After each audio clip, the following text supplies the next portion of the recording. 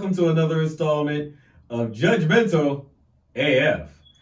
I am your host, Kent Black, TrapGod Bravo, also known as Mr. Amazing. What can I say?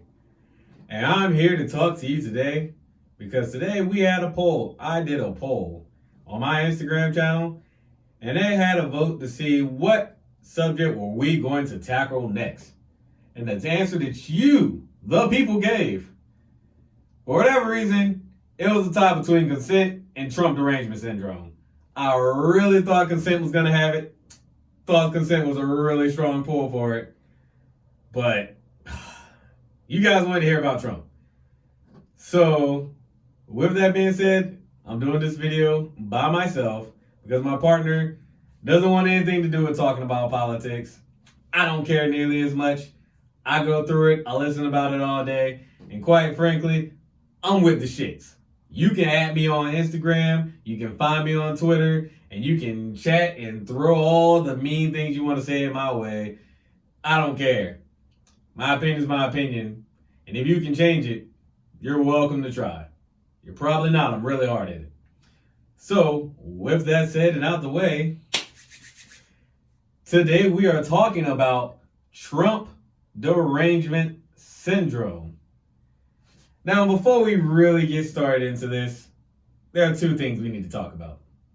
Number one thing, we need to talk about my particular inherent biases so that you know where I'm coming from, while we're going through this video and we're talking about this whole thing. Because remember, we're not talking about Trump himself or the job he's doing or anything of that matter. So I'm going to try to contain myself when having these conversations. But we are talking about people's reactions to Trump. And the second thing we need to talk about is exactly what Trump derangement syndrome is. Because, quite frankly, I don't think that many people really know. And they're using the term probably correctly. But, hey, we're going to define things the way we want to define them here at Judgmental AF. Because if you're not to be judgmental, you got to make up your own shit, man. Let's be real about this. So, we're going to start with what Trump derangement syndrome is. And what Trump derangement syndrome is a fake disorder that Donald Trump came up with to vilify anyone that has any problems with anything he does. So if you don't like him, you don't like any of his policies, even if you're a conservative or a Republican and you don't like something he does, he basically just boomered you with whatever. You have Trump derangement syndrome, you're a never Trumper, so you automatically don't count. Whatever you got to say doesn't matter. Doesn't matter if what you're saying is accurate, relevant, truthful. Doesn't matter. He's written you off. And anyone that supports them can go, yeah, they are pretty deranged. That's the first issue. How we're going to apply Trump derangement syndrome is when people actively make decisions, say things, and behave in a manner where it's obvious that they are reacting a certain way only because it's Trump. Now, it's kind of hard to determine what things are only because it's Trump, because we have to consider political spin whenever we talk about these type of things. Because, yeah, they might be talking about it in reference to Trump, but they basically say those things with any Republican or any Democrat or anyone that doesn't agree with them on some political issue, and then cry that people don't appreciate discourse in this country. That's just what it is. It is the current state of politics, and oh my God, is it terrible. But whatever, like I said, the definition we will be running with today is when you behave in a manner that just because Donald Trump's name comes up or he's the one that did it, that is what making you react the way that you are. Okay? Fair? I don't know if it's fair, but it's fair to me. So, then we're going to go over my biases. So, my bias around the matter is I hate Trump, man. I do. I really do. And it doesn't have anything to do with the racism. Doesn't have anything to do with his policies. Doesn't have anything to do with his conservatism. Doesn't have anything to do with any of that stuff. Doesn't even have to do with the job he's doing, honestly. Like, I just hate him because he's annoying, man. Like, he's my ideal politician. Someone who just talk shit, lie to your fucking face, and then would just keep lying and dare you to do something about it. He just he's so petty. And it's something admirable about someone who's just so goddamn petty, who just comes up with stuff, will lie about anything, and then demand that you accept it as truth. And it's so frustrating because I thought that my ideal politician would be someone who just said what he said, and then when you ask him a question about it, he looks at you and goes, "I said what I said." That's it. End of discussion. Like, unless you're gonna want me to elaborate on what that means, no. But no, someone who doesn't apologize for every little thing that they do and just goes, "Hey, if you don't like it, eat dick. Not my problem. You interpret something a different way. Hey, man, maybe you shouldn't have interpreted it that way." Shoulder shrug. That was my ideal politician. And now I know. That is so goddamn annoying. He doesn't turn it off, man. He doesn't turn it off. He doesn't know when to leave. He doesn't know when to shut up. He doesn't know when to just let things go. Like, the guy, I partially blame the media for this, man. Because if they didn't cover him so much, maybe I wouldn't be so fed up and over him. But it's every day, and it's all the time. And it's like, I don't even follow his Twitter feed, man. I don't. I can't deal with it. It's like so much stuff that you just go, that's not even remotely true, bro. Like, that's a blatant lie. Like, it's terrible. So there you have it. I don't like him. I try to be fair to him as much as I possibly can, but I don't like the guy. And then the racism stuff just feeds into me not liking him, but that's not the reason why I hate him. So, all that other stuff. And another part about it, politically, I would consider myself center left.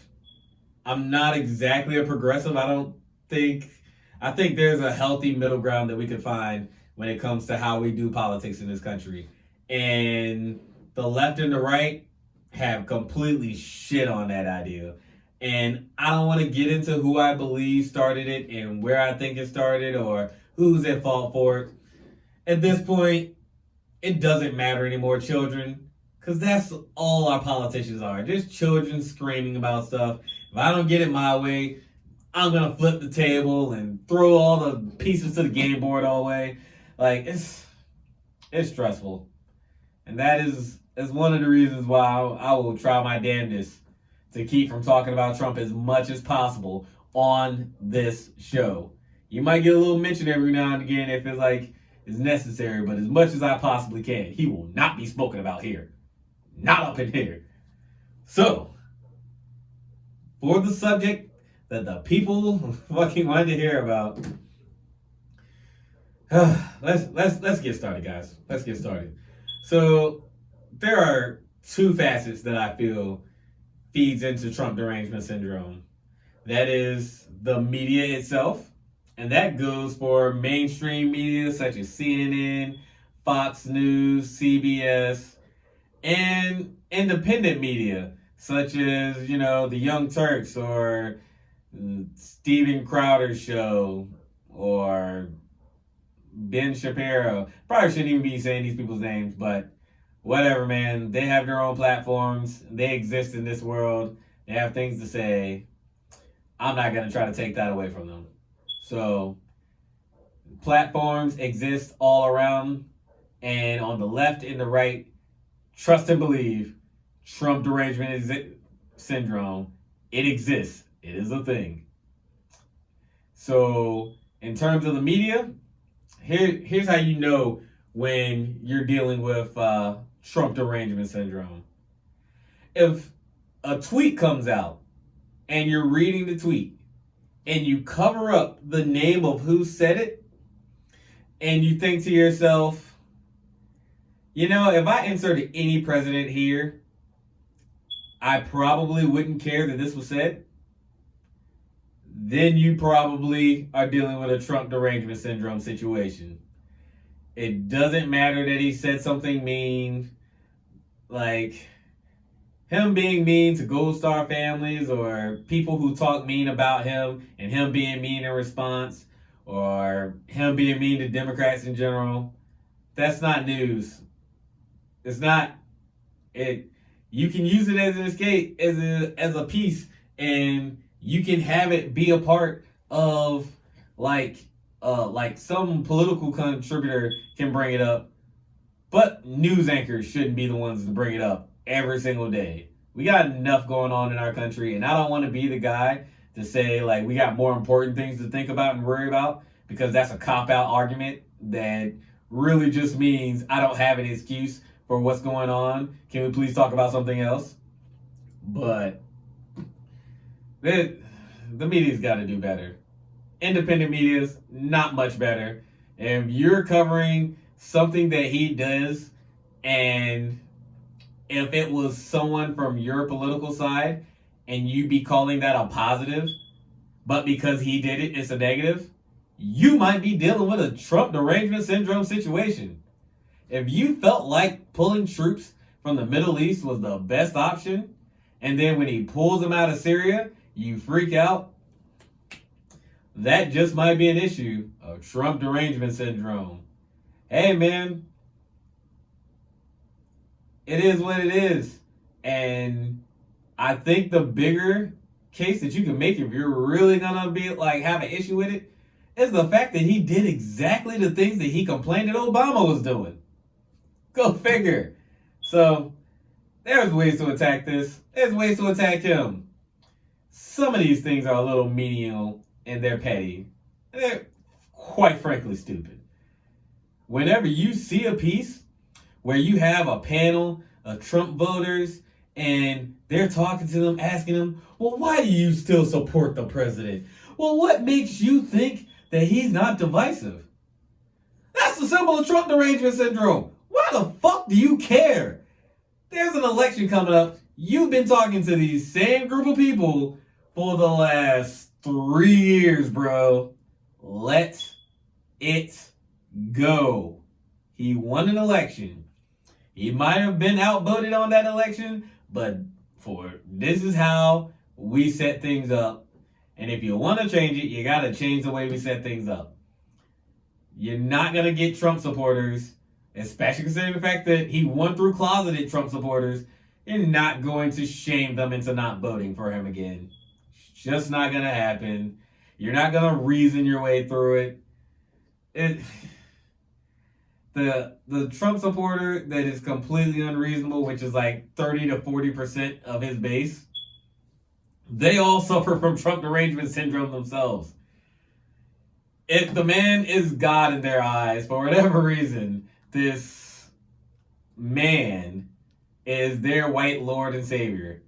And some of them will loudly and proudly say it on television. What are you supposed to say to that? When it comes to the media, if there is something more important going on in the world, say there's an earthquake, say that, people, a couple hundred people just died due to a natural disaster, due to a mass shooting, and what you're focused on is what he's saying besides condolences. I mean, I don't think that we should just give up and just let him run roughshod over the country. But at the end of the day, let's be serious, guys. I'm far more concerned about the grieving families and the people that died than I am that he's still attacking his political rivals, even in this time frame. He's shown his character. He showed it last election. People that vote for him do not care. They don't. As much as the people that are against him do, let's be real. if it was somebody else, if he would have ran his election in any other way, you wouldn't be talking about it. You just let it go, and you'd be like, oh, he said nice words today about the families and bad things about the shooter. Everything else, we'll just ignore all that middle stuff. So please, cut that shit out. Then we have conservative media that pretends that everything he does is gold. Part of that, you gotta be is careful. You gotta be tricky. This is kind of tricky, because this is where I said, when you're talking about politics, there's a little bit of the political slide and jive that they always do. And this is where it comes tricky. When you see things on TV and you're seeing, like, let's take for example the Russia collusion thing. Now, Donald Trump and his supporters and Republicans framed the investigation from the beginning as something that it wasn't, and that it was never gonna be. And they knew that. That's why they framed it that way. Because that way, no matter what happened, he's not going to get, the result is not going to come at this, because they were never looking for collusion. So if you just keep saying something enough times, then people will just think, well, obviously that's what they're looking for. Like, they keep saying they didn't do that. And they framed the conversation beautifully. That's politics. But then when reports were coming out early on, and they kept moving the goalposts, and they were just like, well, he didn't have any connection. His team didn't have any connection with Russia. Oh, there was a meeting? Well, that doesn't mean that, he has Russia. Oh, they specifically asked for, like, dirt on his political opponents. Okay, well, even if they did all that, that's not technically collusion. Okay, even if they colluded, that's not, like, illegal, right? That's when you start going into the Trump derangement syndrome. When you start hearing people start going, oh, well, that's not illegal, right? Like, that's not, like, against the law to do. And they shifted their argument from he didn't do this to it's not against the law. I'm going to go ahead and call that Trump derangement syndrome.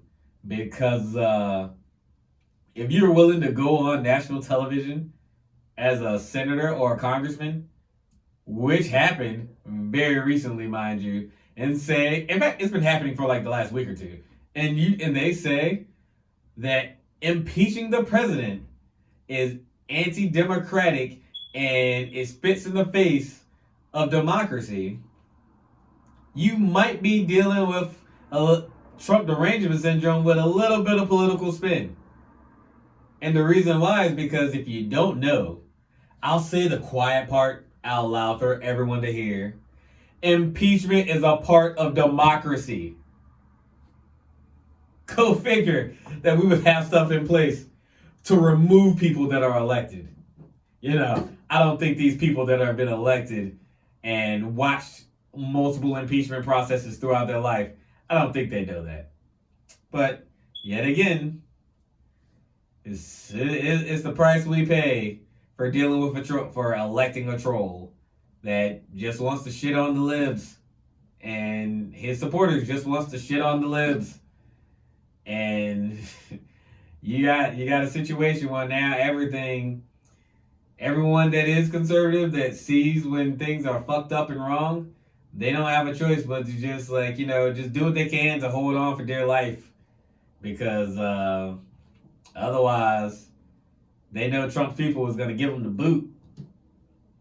And it sucks, man. Sucks to see a professional get taken down by this horrible mental disease. It is a terrible mental disorder. And then you have the next step where you go into the terrible, terrible world of social media. And boy, does Trump derangement syndrome come out there. So we have people on the left that have Trump derangement syndrome that literally take time out of their day to tweet a response to every single tweet that he posts, good or bad, Merry Christmas, all of them, how much they hate him. I'm going to go ahead and put that in a solid Trump derangement syndrome category. Because unless you are a literal bot that have been created to do nothing but troll this man, because he's not like paying attention to any of your tweets. He's not actually reading them. So what's the real point in doing it? Like, trust me, I've responded to a tweet or two in my time, but I don't follow the man. I actively try to ignore everything that he tweets. Like, I don't need to see him tweet that new policies are being put in place, and then the State Department that he's talking about has to then tweet out, "We have no clue what he's talking about. No word has come down to us." I don't need to see that, man. I don't. Like, I don't need to frustrate myself with the things he says. I don't need to stress myself out with the things he says. I'd much rather just stick to the small group of people that I follow, laugh at funny shit. You know, if I'm feeling in a trolling mood like I was back in 2016, because I was a major troll back in 2016, I'd get into the shits with people. But, you know, I don't do that no more. Not for my own mental health. It's kind of actually pretty funny, a little bit of fun. But only when you do it to people that are going to respond. And he's not one of them. So, no point in doing all that shit. And then you have his supporters who will literally attack anyone that they see that says a negative thing about Donald Trump. That is a grade A Trump derangement syndrome person right there. Now, we got to put some clarification on that. Just like with the first one, you know, it's one thing if you respond to a person or two that's like saying outright lies. It's one thing to have comments or words for people that are very misinformed about the situation or misinformed about a person in general. Hey, man, if you want to inform the masses through your Twitter or Instagram or Facebook, by all means, do you, boo. But the issue that I'm having here is when you're just like literally calling people names for not liking him. Like, I've been called the N-word for calling out a political stunt on Instagram. And I thought it was pretty funny. Like, it was really random to like log in and see that. And Instagram, I think, was trying to like protect me a little bit because it was like, hey man, you know, you got this message. I don't know if you want this or not, but here you go. And I was just like, man, that's crazy. But like I said, man, people gonna do what they want to do, and as far as they're concerned, they're on the internet, so they're protected. They think can't nobody touch them, can't nobody find them, so they'll say whatever they can or need to. And it's another reason kind of why I stopped engaging. But that's off the subject. We're talking about Trump derangement syndrome, the mental illness that is sweeping this country. So for my friends who just so happen to be Trump supporters, you keep supporting them, man. Do you? I pray that you don't stand up and try to defend everything that he does. And, you know, no one can really expect one person to defend and agree with everything that a person that they voted for did or does.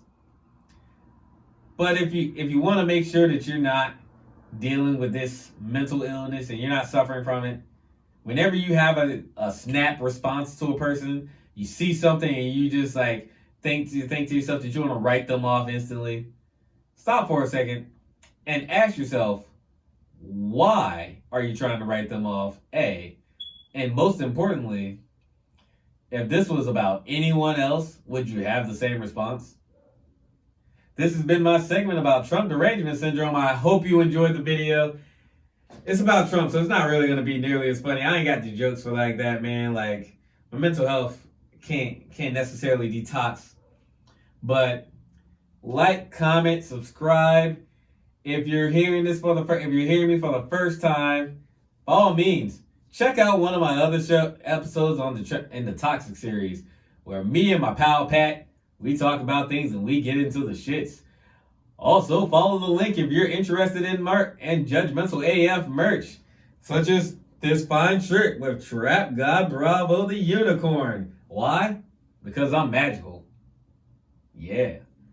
And also, we have a new Instagram channel coming up. Where you can find us at Instagram.com/JudgementalAF, where it will be actually dedicated to just purely the channel. And I'm thinking about adding some few things in while I'm workshopping how we're working the channel, trying to bring some new things to the channel, trying to make this thing elevate. And next week, we will be coming to you with the consent episode. And whether it's one of us or both of us or anyone else that just so happens to join the conversation, since consent tied with Trump derangement, it is coming out next. Your vote, it matters here. We care about what you think. Most of the time. So, thank you for listening. And make sure to go follow us on Instagram. Trying to make this thing big. Bye.